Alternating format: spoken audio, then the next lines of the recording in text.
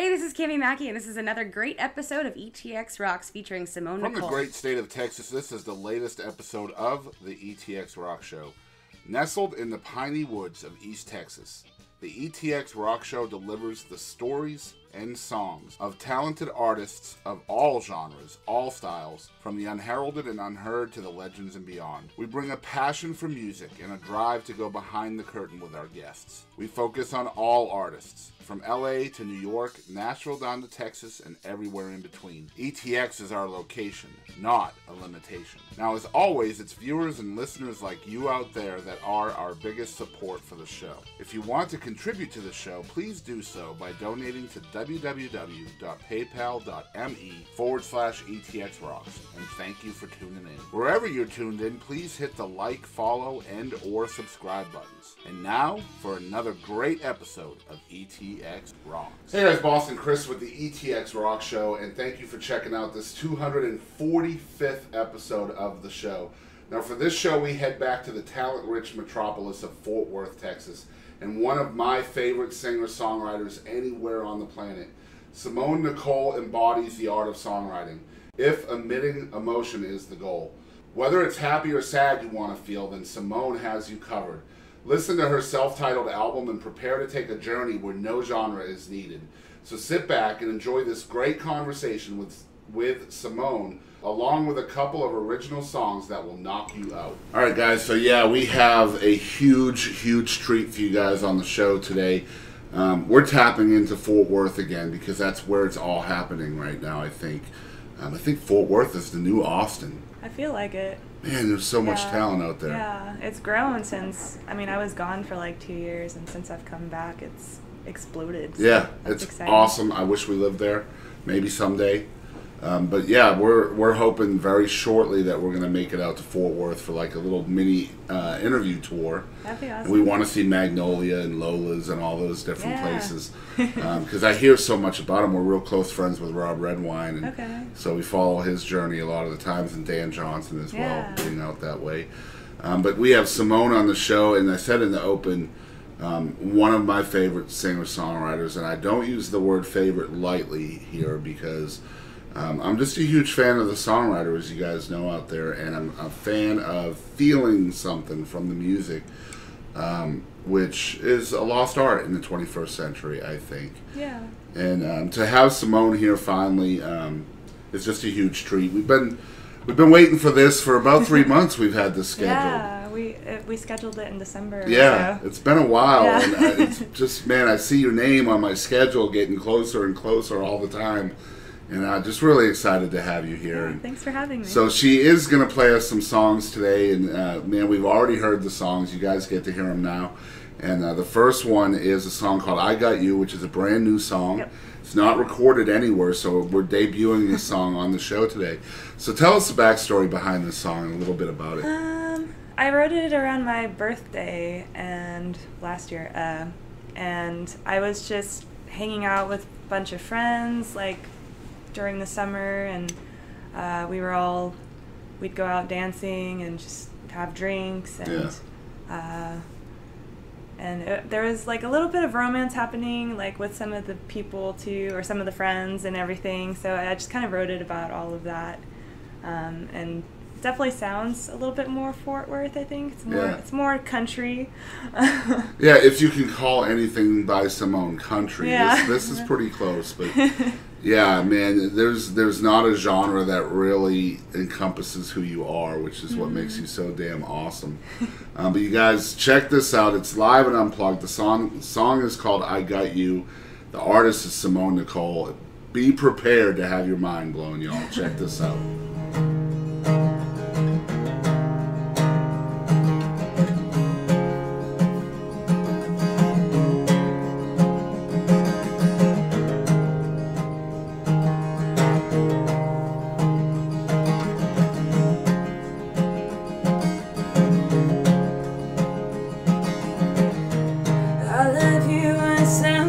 Down. Stay up and drink until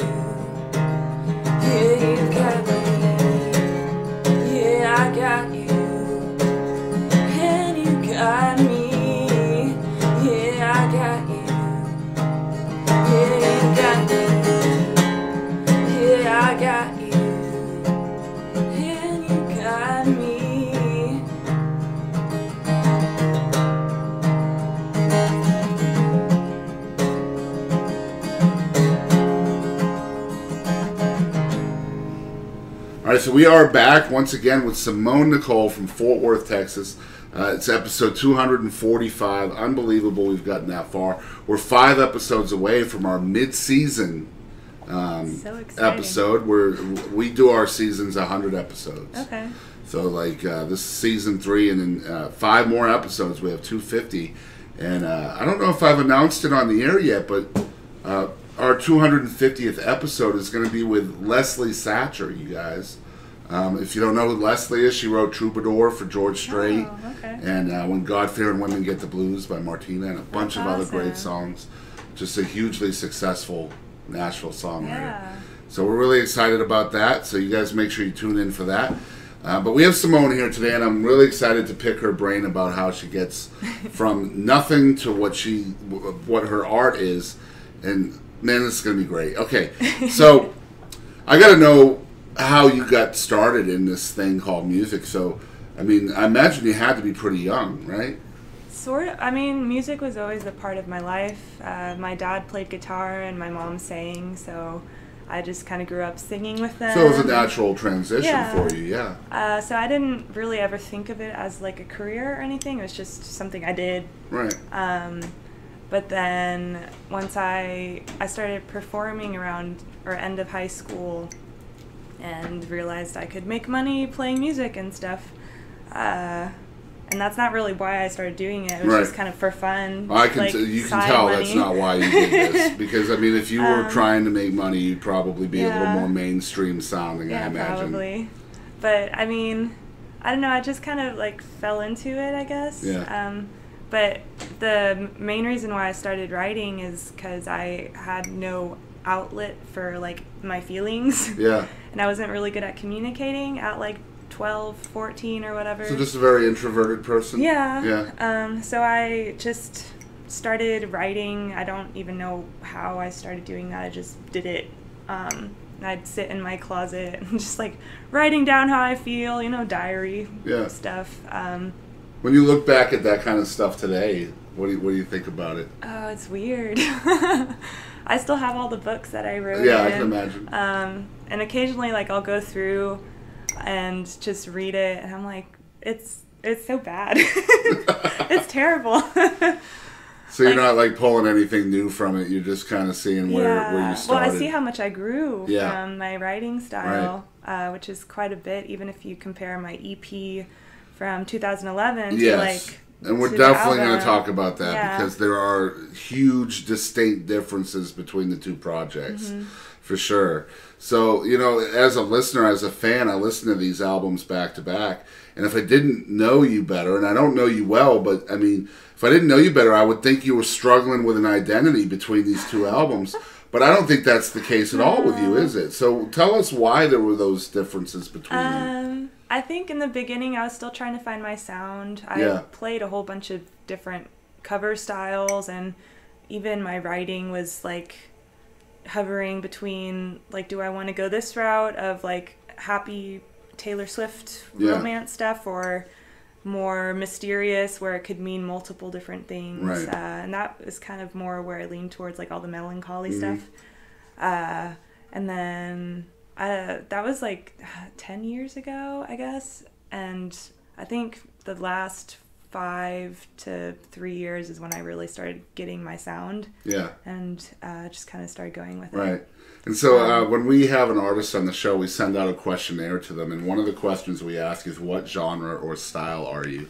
And it's a loaded question. We put it in there for that reason, to be a loaded question. Because a lot of the people we talk to on the show kind of transcend genre. And you're definitely one of those. But I think her answer to this question on the questionnaire was one of the coolest things I've ever seen. She said, I don't know what to call it, so let's just call it Melancholia. Yeah. Yeah. Yeah. So I think you've created a new genre. Maybe, we'll see. And so we create words on this show all the time. Okay. I say we. I create words on this show all the time. I don't know why. It just happens that way. Like unlabelable. That's not a word, but it is now. So now Melancholia is going to be a new thing. We're going to hashtag the heck out of this episode on it because it's so true. Yeah. But also, the thing is, I mean, melancholy is a sad word. It is. And not all your music is sad. I mean, a lot of it is very uplifting. Yeah. And a lot of your music is relationship based and what you're going through, what other people around you are going through. And I've also noticed that a lot of your songs are solely written by you. Yep. You know, so there's not a whole lot of co-writes there. So what kind of frame of mind do you have to get yourself into to just put pen to paper? Usually it's when I'm super sad or just very emotional in general. Angry, sad. Sometimes it's hard to write when I'm happy because I'm like enjoying the happiness. Yeah, because it's definitely I mean, we know a lot of artists that are very melancholy, very depressing. It's like, why don't you write happy songs? Well, that's because I'm too busy being happy to write a song. Or sometimes I'll be in like deep thought. You know, I write at night usually, so when you try to sleep and then all of a sudden it's like, why was the world created and blah, and then next thing that I have like all of these ideas that start trickling in. And do you feel like, you know, back in the day when you really started to write and you're sitting in your closet and you're getting those feelings out, I can imagine as a creative person, and especially an introvert, right, that just getting it out on paper makes you feel so much better. Yeah. Do you feel like even now that's kind of a place you want to revisit all the time? Oh, definitely. I mean, it's like sometimes I don't even finish a song until like the situation is over, but then once it's written down and it's complete, like I feel like I had closed that chapter of whatever it was. So it's almost like each song is almost a chapter of closure for you. You know, it's like, okay, I've dealt with this, I've written about it, and now I'm going to move on to the next. Right. You know? Yeah. That's pretty neat. Yeah. That's interesting. And it just sounds like, you know, as a younger you, it was a feeling that you were creating within your own introvertedness, if that's a word, and making yourself feel better without having to, you know, lean on an addiction or go to counseling or talk to somebody about it. So I think it's neat that you have that outlet. That right there is almost your addiction. Yeah, I think I had that ended up being my outlet because I didn't really have the other options. Right. Like I didn't have money to go to a counselor, and in school until like, well, while I was in public school, my mom took me out in 7th grade. But before then, like I felt so trapped in school. Like I couldn't do anything. There were rules for everything. I wasn't allowed to talk. So much structure. Yeah. So I think that had a lot to do with it too. Right. Yeah. So, you know, as a younger you're writing all of these thoughts down. It's almost your personal therapy. So how do you go from that to structuring your words into a song format? Ooh, I don't know how I do that. I think I think more in poems. Yeah. And I actually, what I normally do is I'll just write, and whether it makes sense or not, because sometimes you are thinking about 5 different things at one time, and to get everything out properly, I just word vomit on paper. And then once I'm done doing that, I'll go through and read it and then be like, well, this is a cool line. I'm going to piece this together with that. Maybe I have a verse, maybe I only have like a line, and then I have like a few lines under that, and then I have to think of other things that kind of go into it. So some of it's like maybe, I wouldn't say exaggerated, some of it's maybe hopeful, or like this is how I wish it would happen, or here's like a little intermission story. When you're in this process here where you're trying to pull different aspects of your writing into a song, how important is structure to you at this point? I just want it to flow right. Whether it's the ends of the words like rhyming with each other, or like every other word, or sometimes it won't even rhyme, but once I put it to melody, if it sounds right with pattern, that's kind of how I like to set it up. Yeah, and I think that's exactly where I was going with that. Yeah. The word flow is exactly where I was going, because one of my favorite songs by you is called Golden Ticket, and you guys are going to get to hear that later in the episode. So make sure you stick around for that. But this song is, the phrasing in it and all of that, the wordplay, all of it is so seamless in that song. And so I wanted to know how you do that. Like, you know, just, I said off air the word ticket, just the word ticket, the way you say the word ticket in the song is just, it feels so planned. You know what I mean? Does that make sense? Just the phraseology of it. So it's cool to hear you talk about just trying to pull like different lines and words or whatever, just trying to make it fit like a puzzle. Yeah. Do you struggle sometimes with just making that happen? Yeah. Does it get frustrating for you? Sometimes, especially when I'm more in the writer's block phase, which I'm currently in. It's really frustrating when you like have an idea for a song and you have just their lines that are coming out, but none of them fit together, and so you're trying to find like, you have to think outside of the box of like, well, how could I rephrase this, or is there a completely different way I could describe whatever I want to talk about in the song. Just trying to express yourself maybe with different words, but having the same meaning. Yeah, exactly. So. It's got to be tough. It's fun, but yeah, sometimes it can be pretty frustrating. Yeah. When you're sitting there with your pen, is there any thought process in your mind about genre or style or any of that? I just want the song to sound how it makes me feel. So it's very more emotion based. I don't ever think of genre. Actually, when I first started playing and writing, one of the things I told myself is I don't want any song to sound the same. So are you ever thinking, man, what are people going to think about this? Sometimes I hope they like it. Yeah. But if not, it's more like, well, people are either going to like the song or it's just going to be something that helps me. Yeah. And I do like to test new songs out on people, and if it has a good reaction, then I'll play it more. Right. And if not, then I go back and listen to it myself and see if there's something I can do to improve it, or if it's just not. Yeah. It's just one of those scratch songs. Just being a songwriter has got to be one of the most vulnerable, occupations in the world. And I mean, at some point, you as a songwriter has to decide which one of these am I going to share with people, and which one of these are more personal and I just want to keep for my own. What has to happen for you to take one of those songs you keep for yourself and make it for everybody else? I don't really know. I think a lot of them I do keep personally, and I'll either give a vague idea of what it's about, or I'll just tell people I'm not going to explain this one to you because it might mean something completely different to you, and I don't want to ruin that. Right. Are there certain songs that you write that you don't even play? Like you just keep them close to your chest? Sometimes, not really. I mean, some of the ones that I've recorded that I don't play, I still have them online. Yeah. So if people wanted to find them, they could. But some of those I guess I do kind of keep them to myself. And I know that's going to be really tough, especially for an introvert. You're sitting there and really your music you're writing is your form of therapy. Yeah.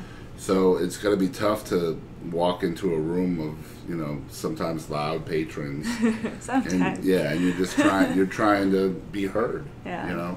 So that's a risk for you when you're putting your soul on the line like that. Yeah, it can be scary. Yeah, I can imagine. But you're also, one thing I did want to talk about, you're a very, very busy songwriter as well, performing almost every week. Yeah. And so how do you stay so busy? I'm doing it full time, so I'm trying to pay bills and stuff. Yeah. I also love performing, and I figured the more places I play, the more people will hear me, and the more I can either like share my story or hear somebody else's story because I shared mine. Yeah.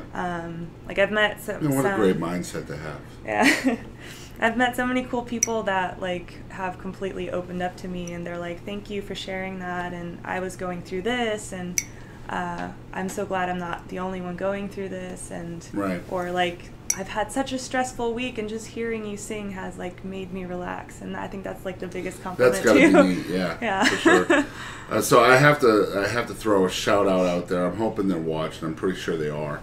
But the Barksdales, we had Jack Barksdale on the show last year in September, and Brent told us about you. Yeah, I love them. And They're he awesome. said, Boston, you got to check out Simone Nicole.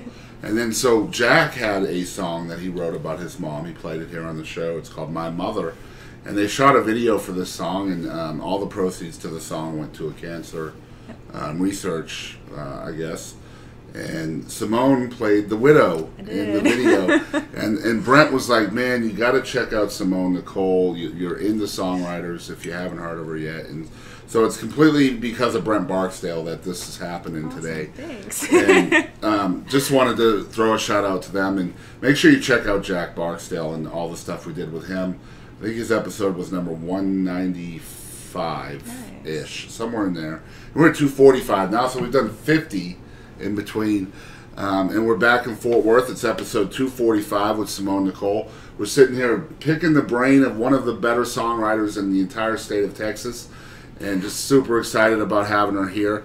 I love hearing how songwriters describe their process, but I also love to talk about the evolution process of a songwriter too, because man, I think those are the two big things for a songwriter. The third one being identity as well. Right. Identity, evolution, and just the process of everything, the structure of how you go from 0 to 60, and how quickly. I mean, it just depends. But we did talk a little bit about evolution between the first and second album. But I imagine there was quite a bit of evolution before you even recorded anything. Oh, yeah. So tell us about your identity from the time you started in that closet to where you are now. Oh, man. I guess in the beginning I was super shy. I didn't talk to very many people. Except for I like to talk to adults a lot when I was younger. I still do. Yeah. And then I was just very introverted, like the most introverted that I think somebody could be. Yeah. And then once my mom homeschooled me, I kind of just went into my little creative zone for the rest of high school, and started getting out more and really started opening up and meeting a whole bunch of people, which was really great. And then was that a culture shock for you? No, not at all. From being homeschooled, and I mean, being homeschooled is not exactly a huge social environment. I mean, I ended up working when I was I was babysitting since 12, and then I worked jobs since so you 16, still had a social structure around you. Yeah, okay. I had a group of friends that I hung out with, and then I met people at all my jobs that I had I think 3 or 4 at one time. I took classes outside of the house as well, so I kind of met some people through that too. So you weren't exactly socially sheltered. No. Even as an introvert. So, yeah. I mean, you were around people and stuff like that. I feel like I came out of my shell once I was homeschooled, which was awesome. Yeah. Yeah. Yeah. Well, see, we homeschool our kids here as well, and it was for a lot of the same reasons. A lot of our kids were having trouble with the social aspect of school and the pressure of it. And, they all have their own different, learning disabilities and stuff like that, too. So, we've definitely noticed a growth in them since they started homeschooling. I guess we've been homeschooling about 1.5 years now. That's so cool. It's crazy. I still have all brown hair too. Don't look at the beard. That doesn't count. It's from here up. No gray. Is there gray? Damn it. No. But so yeah, I understand the side of someone who's being homeschooled, because I see my kids going through it. And my son is 16. He's already had his first job, and he had that job because he didn't have to go to school. What kind of advantages did that have for you on your creative side? Because I imagine that gave you more time to search yourself. Mean, I got to know myself better and what I was capable of and what I could I don't know, there was like no limits to anything. So the first year, I was kind of like unschooling to get out of like the whole public school rhythm. Yeah. Mm-hmm. But like I dived into, it's not like I laid around the house and did nothing, but like I was writing, and I was learning Photoshop and video stuff, photography, like all the creative things. I just like dived right into it. Right. And picked up the guitar, started a band. Wow.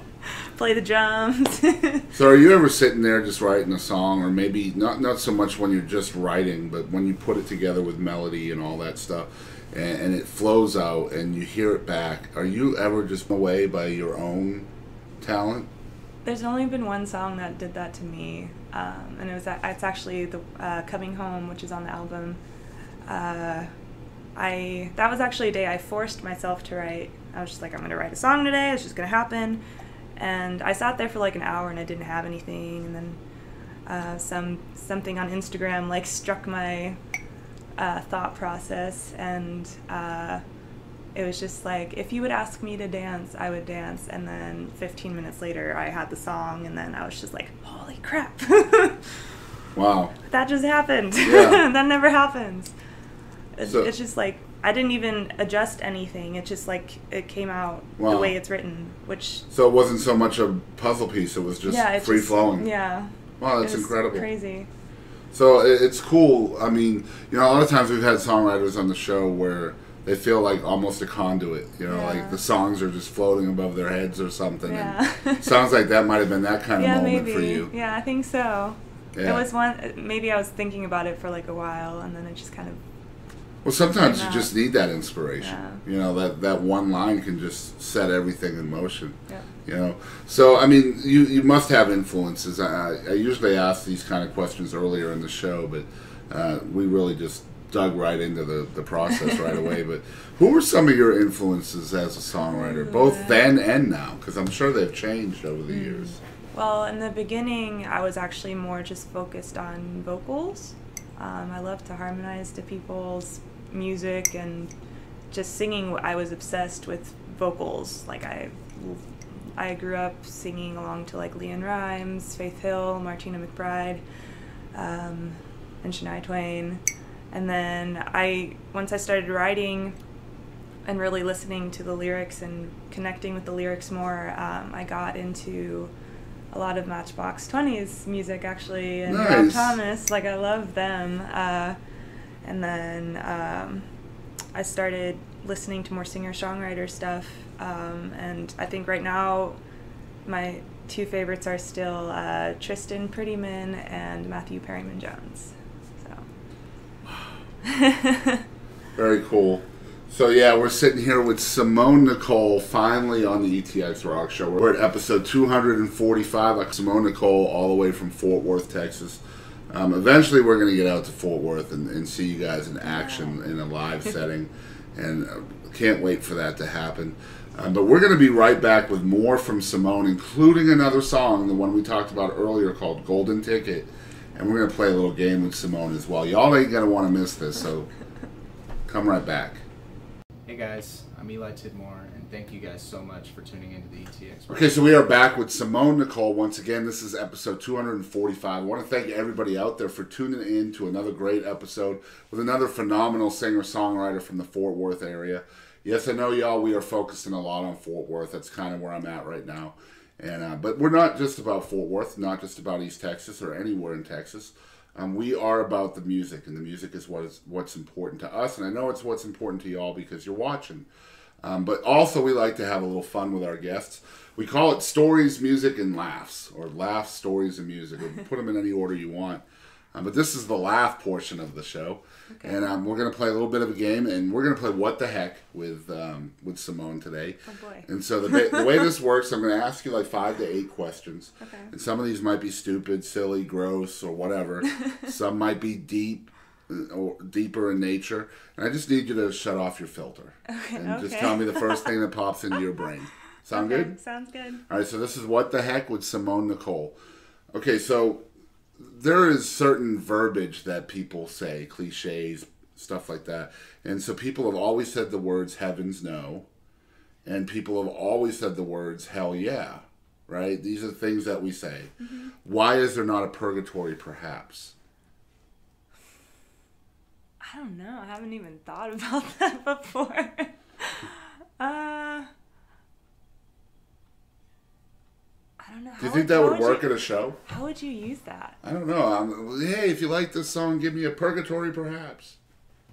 Instead of give me a hell yeah. I feel like that's kind of like a maybe. Yeah. It's in the middle. Yeah. It's the gray area. It's the gray area. I don't like the gray area. Okay. All right. So, you know who Donald Duck is, right? Yes. Familiar with his work? Yeah. You ever seen him ever wear pants? No. Okay, so why does he wrap himself in a towel when he gets out of the shower? To dry himself off, maybe? But you don't wrap yourself in a towel to dry yourself. You use the towel to dry yourself. Usually you wrap yourself because of modesty. But he's a duck, so, I mean, it could be different with all the feathers on him versus, like, skin. I don't know. Okay. If you say so, I don't know. I'm thinking, like, if he was worried about it, he would wear pants. Yeah. I don't know why he doesn't wear pants and why he I just wraps think Walt himself in a Disney towel. was absolutely psychotic. That's what I think. Or maybe it's just the illusion that he's more human than you think he is. Like the shirt and hat didn't give it away? Okay. All right, so number 3. What do you think cats dream about? Oh, man. I have a cat, so this is interesting. I've always wondered this, because sometimes she'll, like, twitch really weird, or she'll wake up and have, like, this loud meow of, like, either a fear or surprise. So when she was twitching, what do you think she was dreaming I about? feel like she was probably chasing the dog around, or maybe trying to catch a bug or a mouse. I don't know.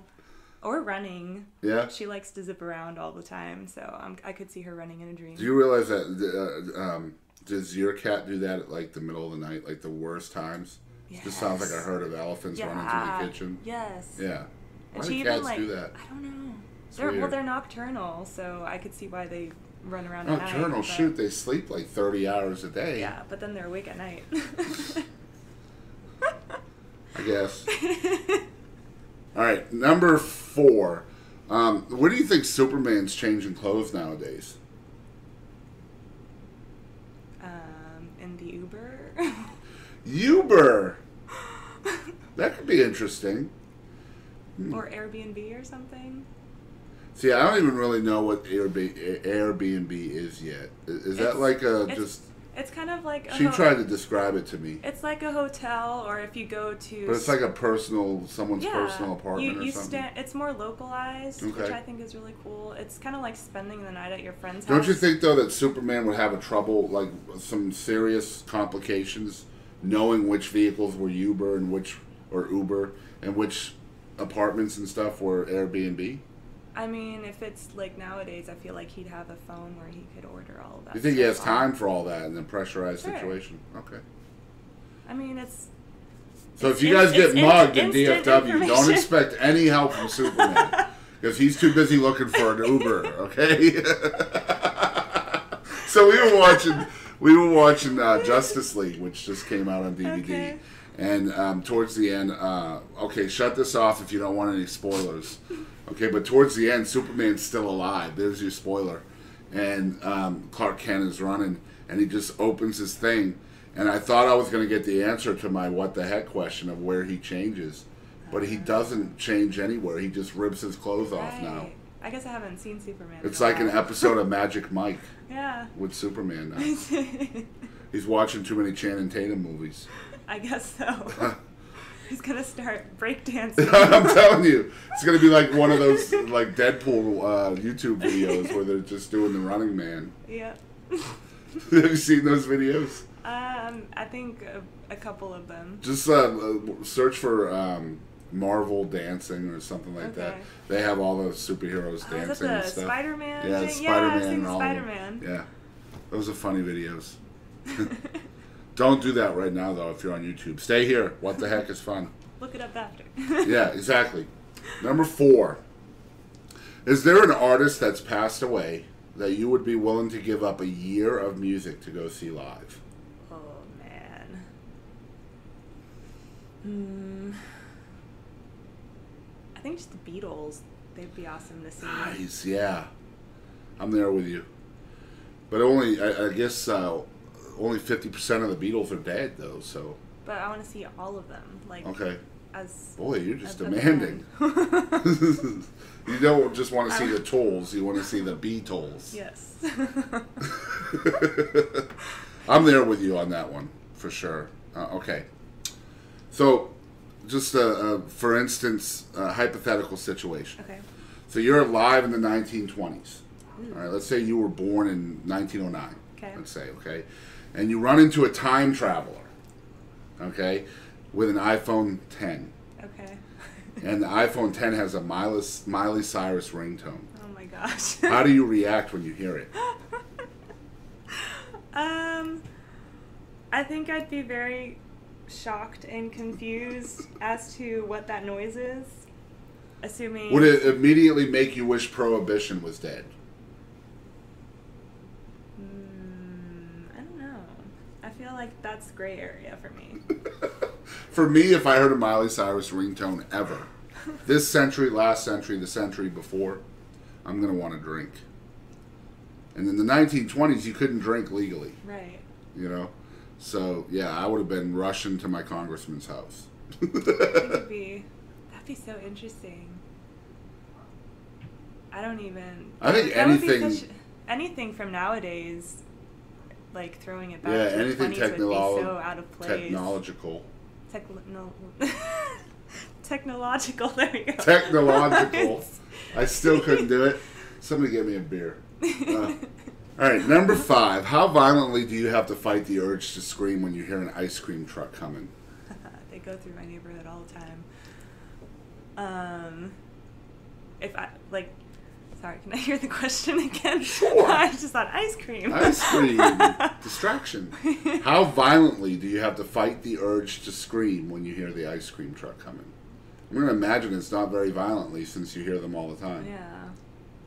Like to have them come to me? Yeah. Yeah, not very loud, I don't think. For me, living out in the country... I might have to, like, go chase them down. Like, hello, right. Come back. Yeah. See, for me, I live out in the country, so if I heard an ice cream truck out here... I would be severely questioning the motives of that person. Yeah, I mean... Like, are you a real, true blue, genuine ice cream man? Yeah. Because you're in a neighborhood with like 6 people in it. Yeah. I don't think we're that market. We're not the demographic for an ice cream truck. I mean, I was kind of sketched out by the one that came around the neighborhood I grew up in. Mainly because a lot of the teenagers would go there and, like, apparently, like, swap drugs.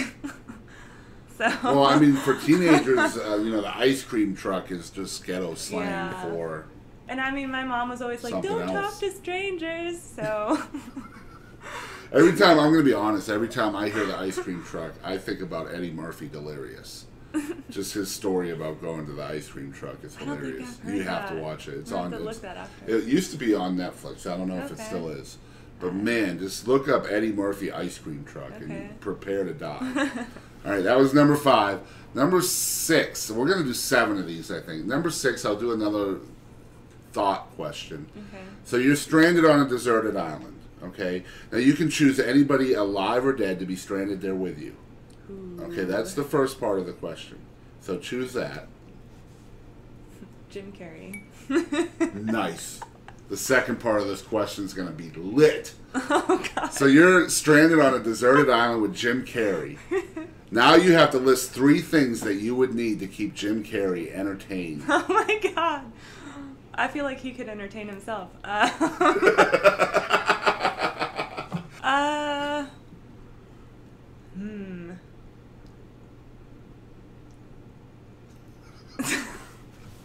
guess this is so hard now. Maybe like a machete. Okay. He could build some things, you know.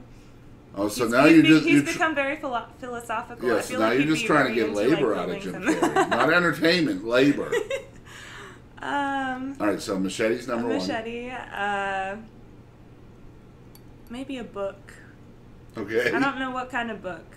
Just a book. Just a book. Something he would like to read. Okay. Over and over again. So The Art of War.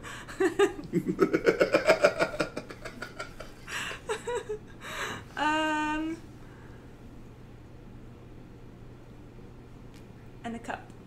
A cup. Do you know that? You know okay, that? so like this kind of cup or like a jockstrap kind of cup? Like a cup. Like that you drink out of. I'm just thinking maybe he might be really going off with that machete and he might need some protection, you know what I'm saying? Isn't that what coconuts are for? Oh, man. I thought coconuts were for candy bars. And shampoo. Maybe what's inside of the coconut. Yeah, true. So the title of this episode is going to be Coconut Jockstrap. No, not really. All right, so I got to come up with one more. This is going to be number 7. All right, so number 7. This is going to be cool. All right, so who are your celebrity parents? My celebrity parents. I've never thought about this. Who would I want my celebrity parents to be? It can't be Jim Carrey. Obviously. Because that would just be awkward. Yeah, that would be weird. Sandra Bullock. Cool. That's my mother. She's Very awesome. cool. I love her. I'm totally blanking on his name. I don't know. Wow, she doesn't even know her own dad's name. It's messed up. Talk about awkward. He played God in Bruce Almighty. He's like the Morgan voice Freeman? of yes, Morgan Freeman. I saw Morgan his face Freeman and Sandra Bullock. And I think they've actually played in movies together, so that would work. Have they? Yeah. I think so. We'll go with I it. remember. Man, this whole episode, people are just going to be rushing to Google. I'm going to research that too. We're not keeping people here. But that was What the Heck with Simone Nicole. It was always a lot of fun. All right, so guys, now you see the laptop and now it's gone. Where did it go? Oh, hey. So we are back with Simone Nicole after the disappearance of the laptop. We don't know where it went. It used to be here. Now it is gone. We promised you guys a musician, not a magician, but you got both for the price of one. So you are going to play another song for us. That's called an imperfect segue. And this is the one. This is the Golden Ticket. This is my favorite song. And you guys are in for a treat. So tell us about this song and the backstory behind it. Ooh. So the backstory is kind of funny, actually. So this guy was breaking up with me. And he was touring a lot. And it was very sweet, actually.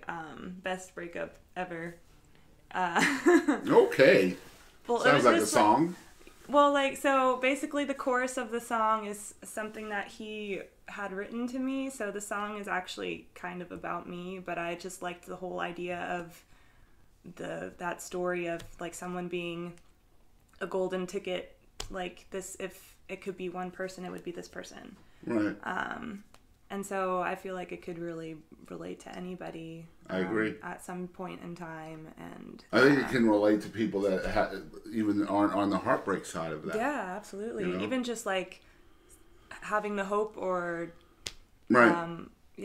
Or having somebody like that. like searching for that. Yeah. Like you're searching for the golden ticket. Like you know that person has to exist, but you know, I love that. You know, you mentioned earlier how you went from talking about just writing to write, and then writing to try to make it have different meanings. Yeah. And this is a perfect example of that. Yeah. I mean, I kind of relate to it too, obviously, where I think I was kind of describing the whole relationship in like the verses and stuff, and then the chorus is kind of where it all ties together. Mm-hmm. So it is kind of like it's definitely a melancholy song, because it's sad, but it's happy at the same time, because it's like, well, maybe in the future kind of thing, or just the dream of it is kind of a hopeful thing. Yeah. So you guys are going to love this song, man. It's live and unplugged, only here on the ETX ROCKS Show. The one and only Simone Nicole with the Golden Ticket. Y'all check it out.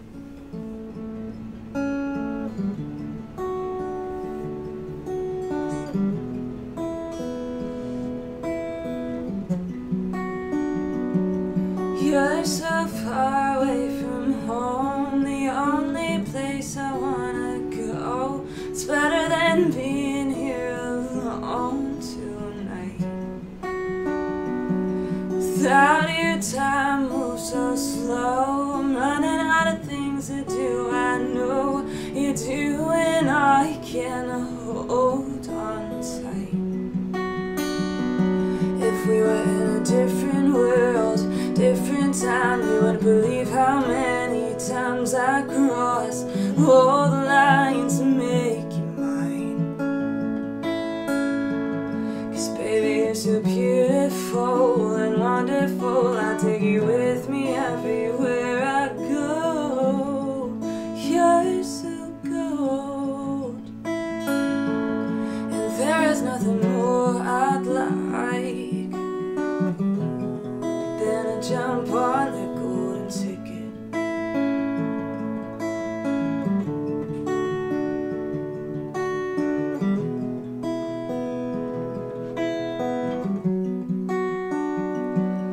Time is never on our side, and there is nothing more I'd like than to wake up with you under covers.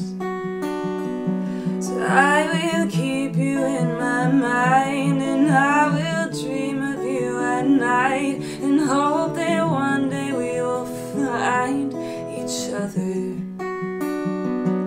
If we were in a different world, different time, you wouldn't believe how many times I crossed all the lines to make you mine.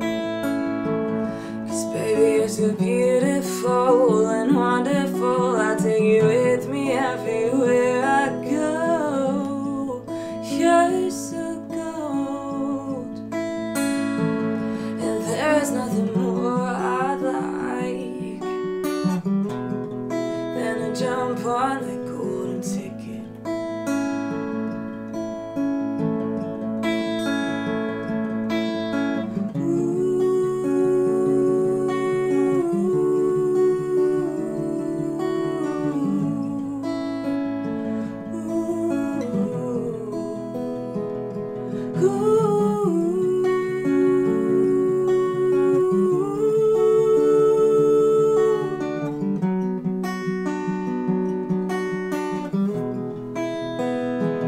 If we were in a different world, different time, you wouldn't believe how many times I crossed all the lines to make you mine.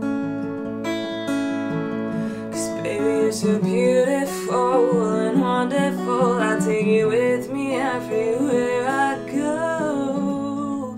You're so gold, and there is nothing more I'd like than to jump on that golden ticket.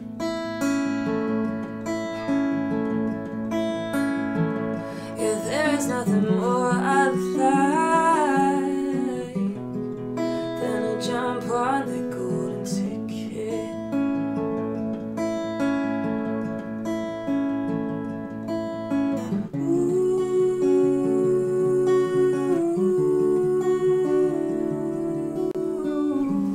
All right, so once again, that was The Golden Ticket by Simone Nicole. Man, again, I really want to thank you for visiting with us today. You are Thanks indeed for one of having my me. favorite songwriters, and it's just a pleasure to finally have met you.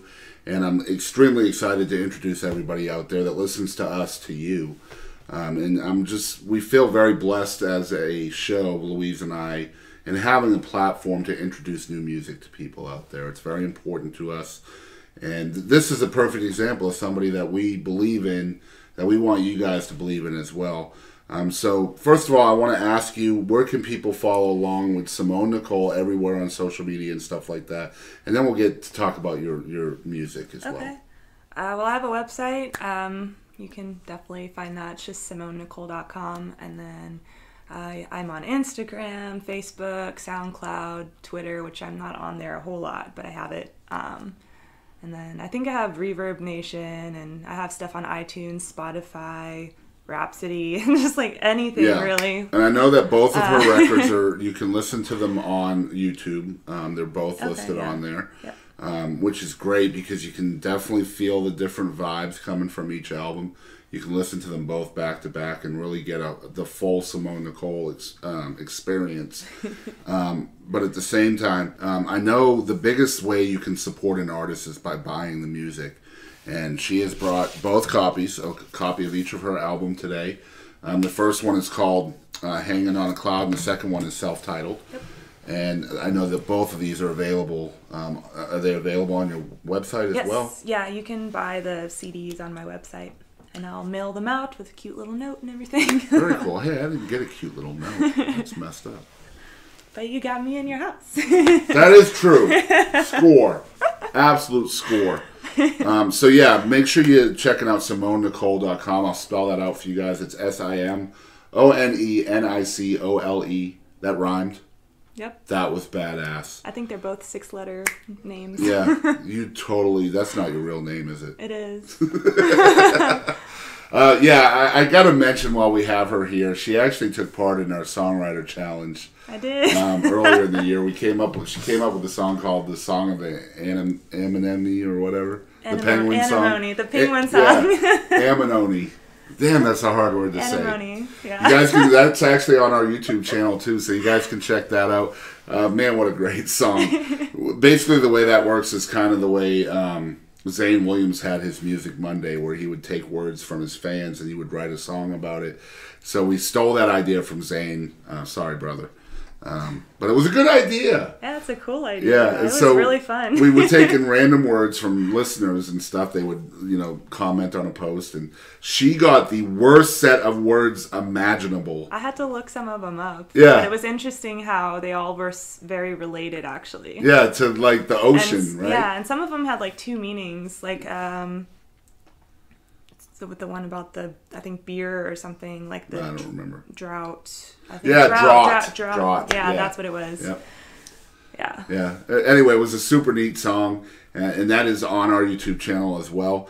Of course, you guys, a couple of weeks after this airs, the whole episode, we also release each song individually on our channel. So you guys can check the music out by itself if you don't want to watch the whole episode. And of course, I'm pretty sure that both albums are available in digital media outlets as well. Yep, they're both on iTunes, Google Play, all that stuff.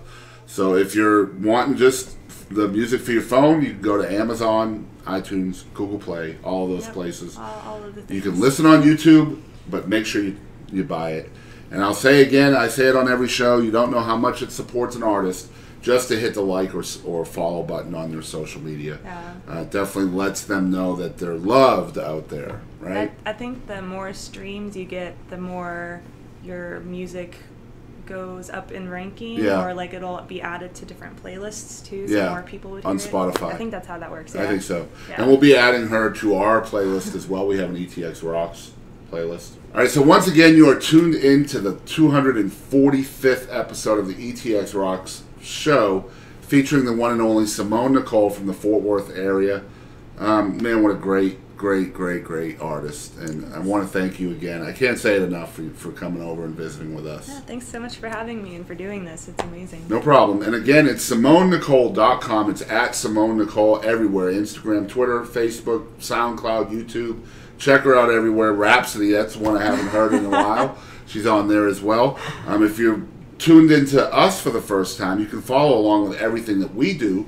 We're on Facebook, Instagram, and Twitter. We're located at ETX Rocks. If you're watching on YouTube, the best way you can help us out is by smashing that subscribe button located right down there somewhere. Just by you hitting that subscribe button, it raises us up in the algorithms on YouTube and makes us more featured and recommended in suggested video sections on YouTube. And what that means is more exposure for people like Simone Nicole and all of the wonderful artists that we get to talk to on the show. Also, just by subscribing, you get about 12-hour advance notice on every single piece of content that we throw out on our channel. That means, when we have an episode, it's out at 5 a.m. That means as soon as you wake up, or if you happen to be awake at that time, you'll have a notification about our new videos coming out. Whereas everybody else has to wait until we announce it on Facebook or Twitter or something like that. So it is definitely an advantage if you want to see our content before everybody else. So just hit that subscribe button. Make sure you only hit the button once, because if you do it once, it's completely free. If you do it twice, we charge $39.99 in yen, which is from Japan. Yeah. So that would be bad for you guys that are not from Japan, because then you would have to find an exchange store and just all that nonsense. So just hit the button once. Just don't be that person. We just tell them that because if they hit it twice, they unsubscribe. You know? So we make them think, well, you know, I don't have any yen, so I'll just hit it once. You never know. That's one way to do it. Yeah, you just never know. Also, if you like what we're doing, you guys can hit the like button wherever you're watching or listening at. We're on over 20 platforms right now, and every single one of them has a subscribe, follow, and like button. So smash those buttons and let us know that you like what we're doing. Also, we are completely self-funded on the show, so if you want to help us in our journey in broadcasting the best independent music anywhere on the planet, we have set up a donate link for you guys to contribute to the show. We're located at www.paypal.me/ETX ROCKS, and we will take animated money, Egyptian pounds, we'll take pesos for this episode, and also Bitcoin, which apparently is a big thing nowadays. I've heard about it. I haven't tried it. Oh, American dollars. I forgot about that one. Yeah, that one's We will not take Canadian loonie. We won't take Robert De Niro. We won't take drachma. None of that crap. They don't work in Pepsi machines. So if they don't work in Pepsi machines, don't send them to me. And we'll take anything from 72 cents to $9.99. Like $9.99. Yep. Like, no, don't be sending me $10. Send me $10. Anyway, so we definitely thank you for that. And all that money goes to upgrading our equipment and trying to keep us on the air, which is the most important thing to us. We thank all of y'all for your support there. So many people have donated to the cause, and we appreciate that. Now, as we always say on the show, we want to thank you guys out there for always supporting live music of all genres and all styles. And don't ever forget, ETX rocks. Sorry. That's right. Howdy folks, this is Aaron Watson. This is Bree Bagwell. This is Jake. And this is Walter from Rocky Queen. This is Curtis Grimes. Monty Pittman. This is Doug Supernon. I'm Heather Little. This is Rob Redwan. Ho! Hey folks, I'm WWE Hall of Famer Hacksaw Jim Duggan. Hey guys, I'm Katie Lynn, and make sure to tune in to ETX Rocks with Boston Chris. Hello, y'all. This is Ronnie Millsap, and thanks for tuning in to the ETX ROCKS Show. Tough guy. Ho! Hey guys, we're Blacktop Mojo, and thank you for tuning in to ETX Rocks.